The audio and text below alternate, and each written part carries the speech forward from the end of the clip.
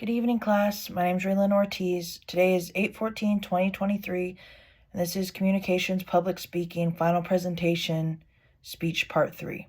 And then Professor Lars, the professor. All right, so I'm going to go over my final speech. Here we go.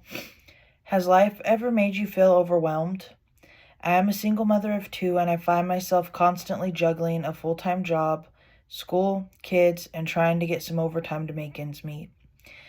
This week alone, I have worked 8 days in a row. Some people do more, some people do less. Some people work full-time, which can be difficult as it is, and some work and go to school, or some work and take care of children. Any of these can be difficult, so I admire anyone who does this juggling act in the same mannerism as I do.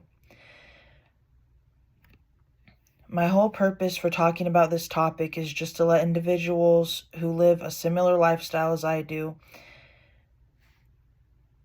so things will get better and to not give up. Life is hard now. Just keep staying consistent with school and do not get discouraged. I find myself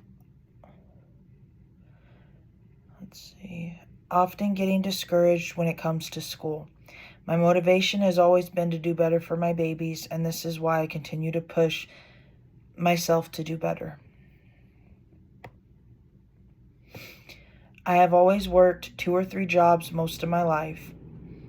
My mom and dad did the same. One thing I can say is that we may have not had everything that we wanted growing up, but we always had a roof over our heads, food in our stomachs, and clothes on our backs. My mom raised the 4 of us by herself. My dad wasn't in the picture. So I've always learned so much from my mom.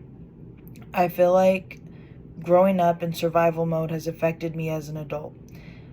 I am always worried about issues we had growing up, such as struggling to pay the rent or struggling to put food on the table. This chain of events has traumatized me. So now that I am a parent, I make sure that my kids never go through what I did as a kid. My mom did the best she could with what she had. I did not fault her for this. Life was very hard for us at times. Luckily, I do have a great job. My children are very spoiled. I am actually getting ready to take a vacation for a few days, which is why I am picking up so much overtime lately. I struggle like anyone else. I am trying to break generational curses, so to speak. This is why my education is so important to me, because at the end of the day, no one can take it from me. There are a few downfalls when it comes to your health and overworking or being a workaholic, so to speak. Some of these issues may include stress, high blood pressure, lack of sleep, bad posture, neck pain, stroke, diabetes, and even death in some cases. I almost fell asleep driving yesterday coming home from work. My daughter's birthday is coming up, so I've been working so much overtime lately. I try to give her a special day. The problem is with me overworking myself. I have noticed myself falling into depression from it. I really need to find a happy medium when it comes to work. As much as I don't want to admit this, I know I overdid it this week. Another interesting fact about overworking is overworking can not only affect your physical health, but your mental health as well. This is why finding a balance between your work life and home life is so important. When it comes to working a full-time job and going to school, this is a whole different stressor. I am currently finishing up the prerequisites for nursing school. If all goes well, these last few classes, I should be able to start my program sometime next year. I honestly have put so much effort into my job. I feel like my grades are suffering because of it. I come home low on energy and just have no motivation to do anything, especially when it comes to my assignments. I used to be so excited to get all of my homework assignments done a week early. I was so motivated and encouraged. Now, I don't feel that way much anymore. I feel tired all the time and just want to catch up on sleep any chance I get. I honestly feel that I just need to find a better routine when it comes to sleeping patterns, and finding a healthy routine when it comes to finishing my assignments on time. I am the worst procrastinator. Procrastinating also can stem from depression.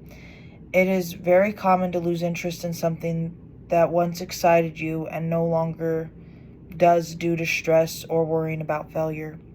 So, the best thing we can do as individuals when we notice we are starting to fall into depression or feeling overly anxious is to take a deep breath and surround ourselves with nothing but positive people in our daily lives. Sometimes all we need is a friend to talk to. You would be amazed to know how many people tend to carry around the same, if not similar, stressors as yourself. We oftentimes tend to keep these thoughts to ourselves out of being worried about judgment from others or embarrassment for not being mentally okay. Sometimes we are not okay. When I find myself feeling anxious, I will talk to a friend who is going through something similar, such as overworking and tending to feel overwhelmed with life in general. Sometimes we all need a friend to talk to help us get through whatever slump or hurdle we may be trying to get through. Another great way to get out of depression is to pick up a new hobby, such as jogging or fishing. This is a great way to add more positive endorphins, which can easily change your mood. This is my presentation. Thank you so much for listening. I hope you all have a wonderful rest of your day. Thank you so much, and God bless.